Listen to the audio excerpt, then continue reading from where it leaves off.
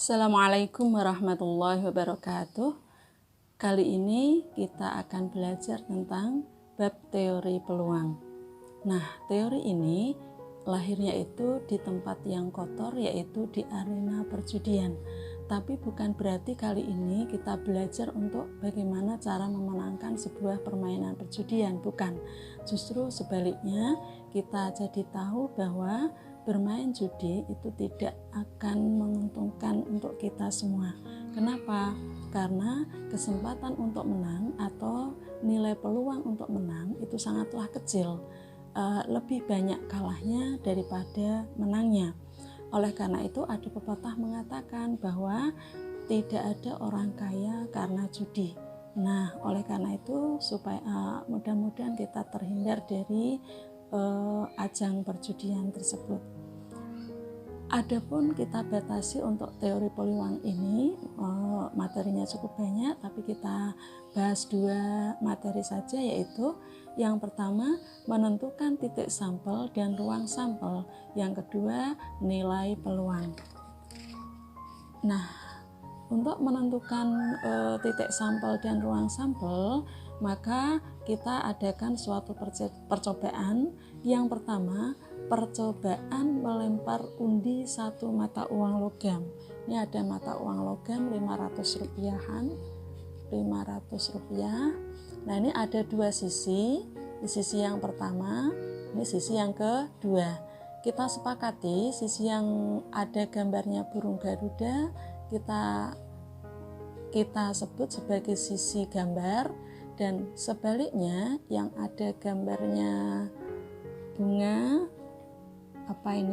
ini kita yang menonjol adalah angkanya 500 itu besar, maka kita sebut sebagai sisi angka. Saya ulangi, ini sisi gambar yang tidak ada angkanya, kemudian yang ini adalah sisi angka. Nah, kalau uang logam ini kita lempar undi, lemparnya tentu saja yang melambung tinggi ya, jadi nanti jatuhnya itu benar-benar acak ya. Kita lempar, maka hasil lemparannya itu nanti mungkin muncul, atau kejadian yang mungkin terjadi. Nah, misalnya begini, ini kebetulan mungkin muncul gambar. Bisakah muncul angka suatu saat? Bisa. Maka dalam percobaan melempar undi 1 mata uang logam, kejadian yang mungkin terjadi atau mungkin muncul gambar, mungkin juga muncul angka. Nah, untuk gambar kita singkat dengan huruf G kapital, dan untuk angka kita singkat dengan huruf A kapital. Maka G dan A masing-masing disebut titik sampel. G dan A masing-masing disebut apa tadi? Yaitu titik sampel. Nah, apa yang disebut dengan ruang sampel?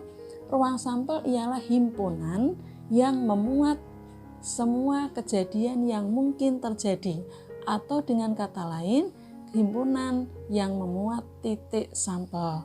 Nah, biasanya ruang sampel itu dilambangkan dengan S, himpunan S ya. Ruang sampel itu merupakan himpunan, maka dinamai biasanya dengan huruf S. Nah, anggotanya kita tuliskan di dalam kurung kurawal. Beranggota apa? G dan A, atau kalau kita sesuaikan dengan urutan abjad yaitu A, G. Nah, itu ruang sampelnya. Nah, banyaknya anggota ruang sampel atau banyaknya anggota himpunan S bisa kita tuliskan NS. Berapa ini? 1, 2. NS sama dengan 2. Demikian pengertian titik sampel dan ruang sampel. Selanjutnya yang kedua, contoh yang kedua, percobaan melempar undi 1 dadu. Dadu tahu nggih? Tahu dadu ya? Dadu itu biasanya berbentuk kubus, bermata 6 ya. Kubus bersisi 6, sisi yang pertama ada titiknya 1, titik 2, titik 3 dan seterusnya. Kejadian yang mungkin terjadi adalah, kalau 1 dadu itu kita lempar undi 1 kali, maka kejadian yang mungkin terjadi atau mungkin muncul. Nah, tadi mata kita sebut saja untuk sisi yang pertama adalah mata dadu 1, mata dadu 2 dan seterusnya. Berarti ada berapa mata dadu? Mungkin muncul mata dadu 1, mungkin muncul mata dadu 2, 3, 4, 5 dan 6. Sisinya ada 6. Kemudian maka titik-titik sampelnya adalah ini. Jadi titik-titik sampelnya adalah 1, 2, 3, 4, 5, 6. Nah, bagaimana ruang sampelnya atau S-nya? S adalah ruang sampel, adalah himpunan yang memuat semua titik sampel. Berarti beranggota 1, 2, 3, 4, 5, 6. Nah, berapa NS-nya? NS sama dengan banyaknya anggota himpunan S, ada 6. Demikian contoh yang kedua. Kita lanjut ke berikutnya, yaitu contoh ketiga. Percobaan melempar 2 mata uang logam. Nah, ini yang kita lempar undi 2 mata uang logam. Kalau tadi 1 mata uang logam, maka titik sampelnya ada 2, yaitu angka dan gambar. Bagaimana untuk 2 mata uang logam? Nah, kejadian yang mungkin terjadi atau titik-titik sampelnya bisa kita tentukan dengan menggunakan tabel.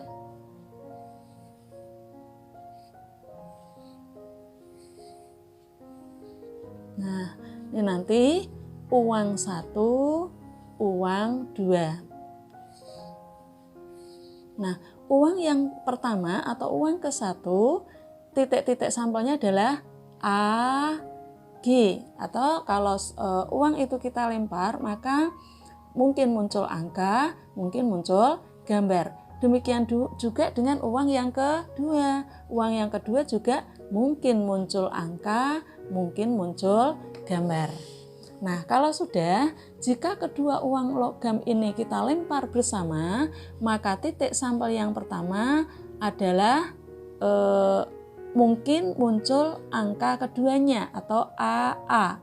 Terus mungkin juga muncul uang yang pertama muncul angka, uang yang kedua muncul gambar atau AG. Kemudian kemungkinan yang ketiga, uang yang pertama muncul gambar, uang yang kedua muncul angka. Dan kemungkinan yang keempat, uang yang pertama muncul gambar dan uang yang kedua muncul gambar atau keduanya gambar. Ini keduanya angka. Nah, ini 1, 2, 3, 4 ini masing-masing adalah titik sampel. Jadi bisa kita tuliskan titik sampelnya adalah AA, AG, GA, dan GG. Bagaimana ruang sampelnya? Ruang sampel atau diberi nama himpunan S, berarti himpunan yang memuat semua titik sampelnya, yaitu AA, AG, GA, GG. Nah, berapa NS-nya? NS-nya tinggal kita hitung 1, 2, 3, 4. Berarti NS sama dengan 4. Ini contoh nomor 3. Lanjut, berikutnya contoh nomor 4. Percobaan melempar undi 2 dadu. Maka kejadian yang mungkin terjadi atau tiap-tiap titik sampelnya dengan cara seperti tadi bisa kita gambarkan dengan menggunakan tabel.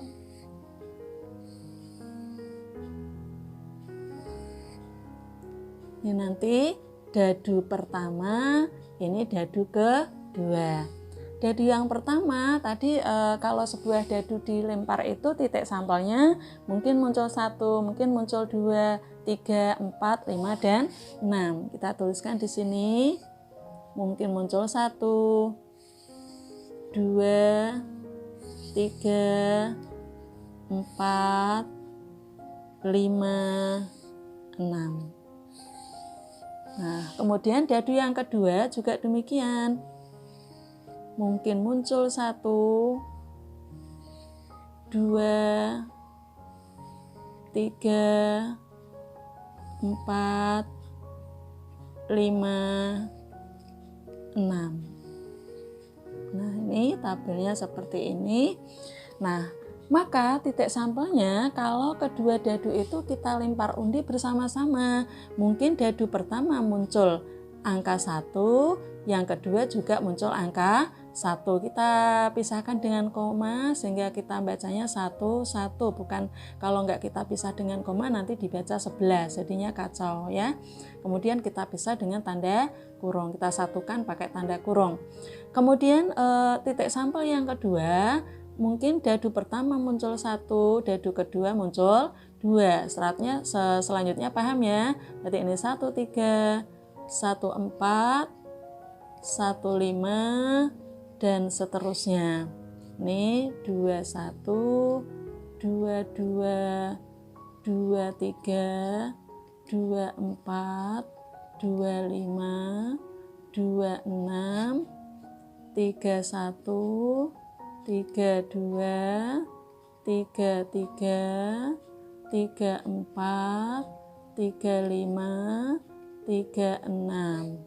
Ini 4, 1, 4, 2, 4, 3, 4, 4, 4, 5, 4, 6. Ini 5, 1, 5, 2, 5, 3, 5, 4, 5, 5, 5, 6.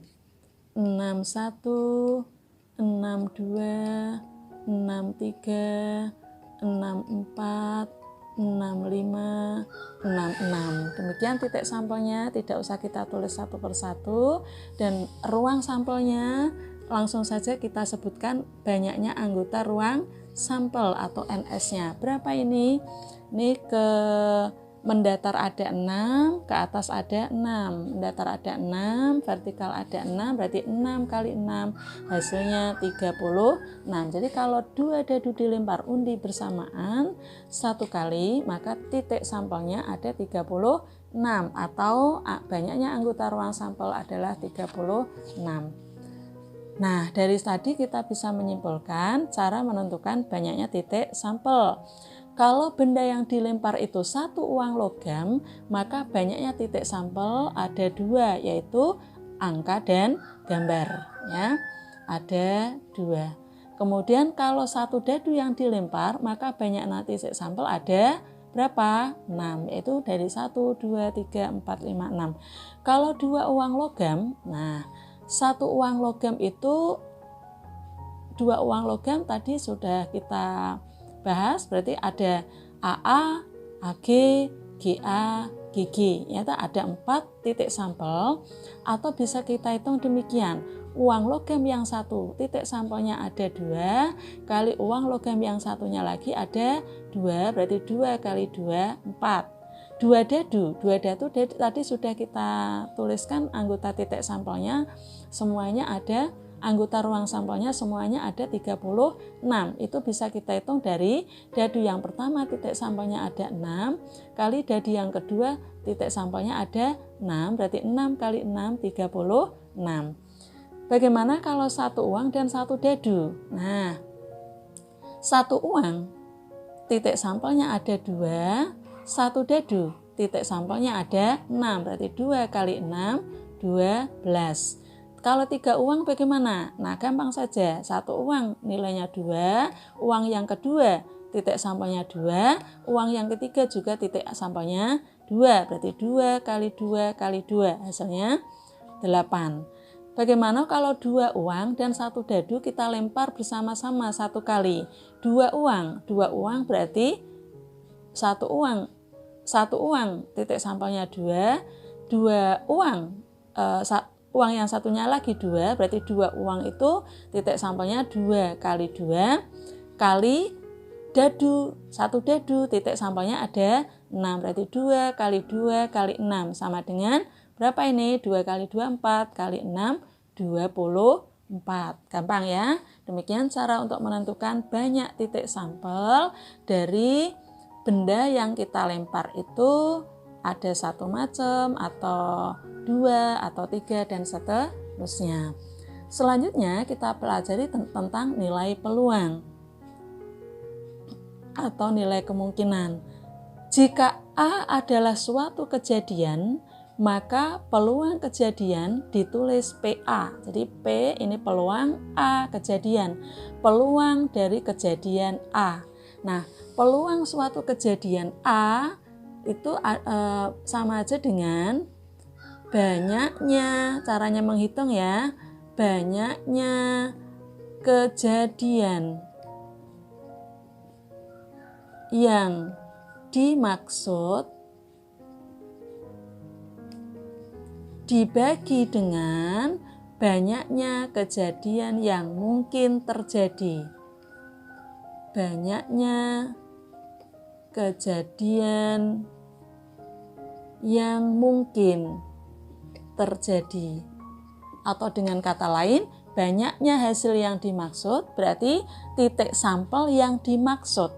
Nah, per atau dibagi banyaknya kejadian yang mungkin terjadi itu sama aja dengan banyaknya anggota ruang sampel. Berarti boleh kita tuliskan jika kejadiannya itu diberi nama A, maka PA itu sama dengan NA, yaitu peluang kejadian A, banyaknya kejadian A atau kejadian yang dimaksud per banyaknya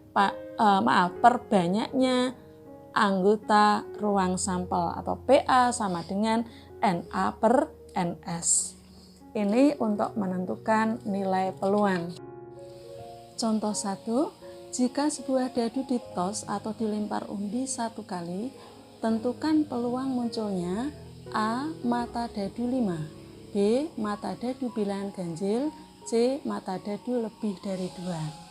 Kita jawab ya.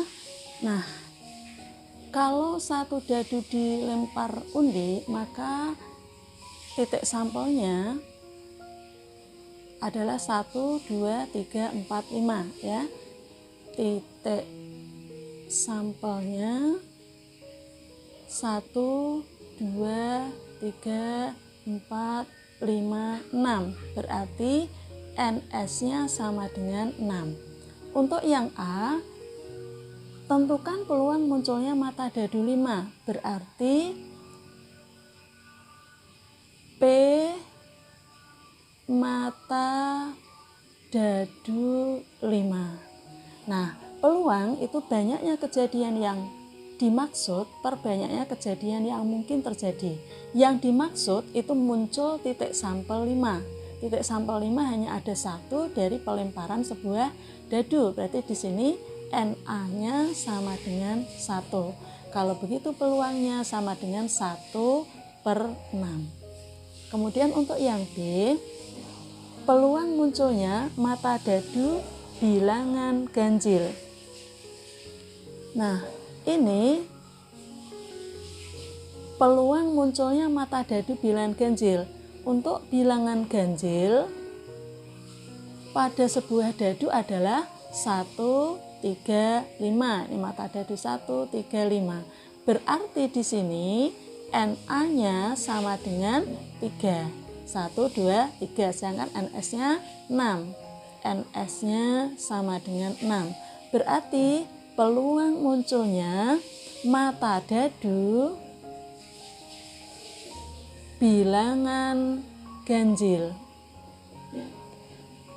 sama dengan NA per NS, berarti 3 per 6 sama dengan 1 per 2. Untuk yang C, peluang munculnya mata dadu lebih dari 2. Berarti di sini bilangan yang lebih dari 2. Lebih dari 2 dari pelemparan sebuah dadu, berarti mulai dari 3. 3, 4, 5, 6. Berarti di sini Na-nya sama dengan 4, sedangkan Ns-nya sama dengan 6. Berarti peluang munculnya mata dadu lebih dari 2, maaf ini lebih dari 2, sama dengan Na per Ns, berarti 4 per 6 disederhanakan menjadi 2 per 3. Ini contoh 1, jelas ya. Kita lanjut ke contoh nomor 2. Maaf, ini contoh nomor 2-nya yang ini ya. Nah, sebuah kantong berisi huruf yang membentuk kata virus corona. Jika diambil satu huruf dari kantong itu secara acak, tentukan peluang terambilnya A huruf V. Nah, ini pada kata virus corona, huruf V-nya ada berapa? 1 kan? Berarti untuk yang A, peluang terambilnya huruf V adalah, karena huruf V-nya hanya ada 1, berarti Na-nya sama dengan 1. Sedangkan NS-nya, berarti NS-nya itu semua huruf yang ada. Semuanya ada berapa? Kita hitung 1, 2, 3, 4, 5, 6, 7, 8, 9, 10, 11. Berarti NS-nya adalah 11. Berarti peluangnya Na per NS sama dengan 1 per 11. Lanjut yang nomor B, peluang terambilnya huruf vokal. Nah, pada kalimat virus corona, huruf vokalnya kita hitung, yaitu 1 huruf I, 2 huruf U, 3 huruf O, 4 huruf O, 1, 2, 3, 4, 5. Ada 5 ya, berarti saya ulangi lagi, 1, 2, 3, 4, 5. Berarti di sini Na-nya sama dengan 5, Ns-nya sama dengan 11, berarti peluang terambilnya huruf vokal Na per Ns berarti 5 per 11. Ini contoh nomor 2. Kita lanjut ke contoh nomor 3. Contoh ketiga. 2 uang logam ditos atau dilempar undi bersama-sama 1 kali, tentukan peluang muncul A. Keduanya angka. Kita kerjakan dulu. Untuk keduanya angka, berarti titik sampel yang dimaksud adalah AA. Berarti Na-nya sama dengan 1 dan Ns-nya sama dengan 4, karena 2 uang logam yang dilempar Ns-nya 4. Nah, berarti peluang muncul keduanya angka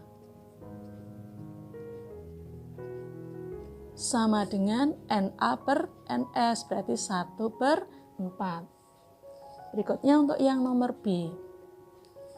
Tentukan peluang munculnya gambar pada uang yang pertama. Nah, kita lihat sekarang titik sampel untuk gambar pada uang pertama.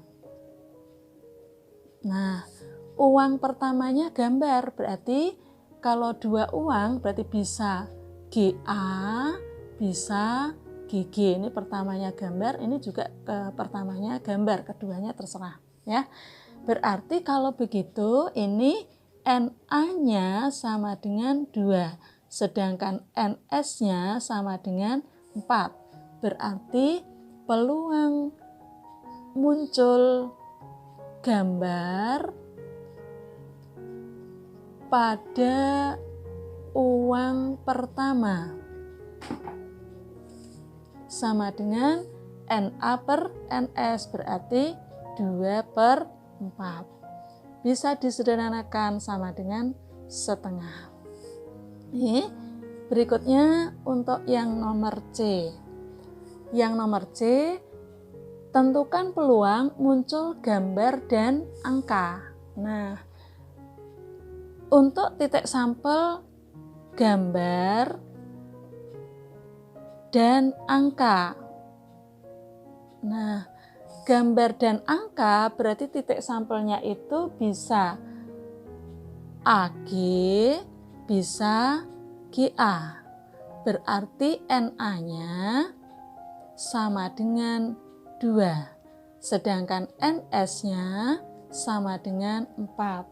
Kalau begitu peluang munculnya gambar dan angka sama dengan NA per NS berarti 2/4 sama dengan 1/2. Demikian contoh nomor 3 sehingga berakhir pembelajaran kali ini. Semoga bermanfaat dan jelas. Assalamualaikum warahmatullahi wabarakatuh.